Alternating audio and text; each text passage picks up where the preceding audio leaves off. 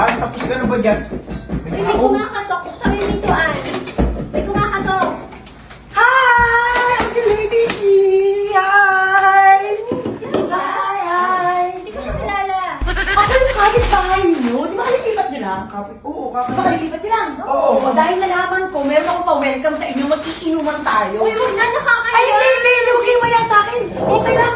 Ako kayo. Baka meron kang... Teka lang, hindi kami nakikipag-usap sa mga strangers. Okay lang, ano naman hindi mahihain? Teka lang.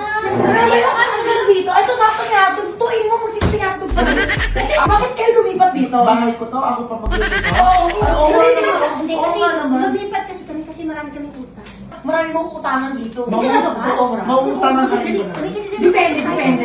Tutulungan ko kayong mangutang. Tapos kapag marami na kayong nakutang, lumipat na lang kayo ulit. Huwag kayong mahiya sa akin. Alam niyo, na-amaze ako sa bahay niyo. Sobrang ganda. Ito magulo eh. Ay, oy, ang ganda. Bago malipat, pero ang gulo ng kama.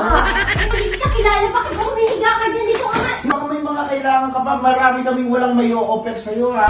Uy, ang ganda ano to? Oh, maganda ko yan. Baka makuha mo po yan. Kabago-bago mo lang. Alam mo, dapat friendly ka sa kapitbahay mo. Akin na to. Baka nagugutom ka, may kanin kami. Wala na tayong kanin. Ha? Ano kayo? Meron ako umulang dito, lulutuan kita na natin. Teka lang, ha? Oh, ito baso. Sige na. Kaya naman kami sa... Yelo!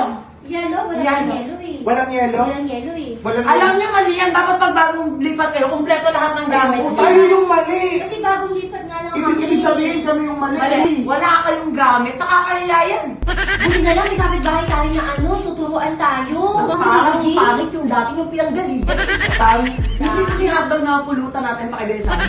Kukuha ko dito. Tayo ka muna. Mag-aagas ako? Hindi. Ako na mag-a-adjust. Sige lang. Ito, wala naman yun eh. Wala naman yun. I-offer ko nga sa kanya yung mga wala tayo kahit pa. Ibig sabihin ko wala akong dala, wala tayong makakain? May suka kami dito.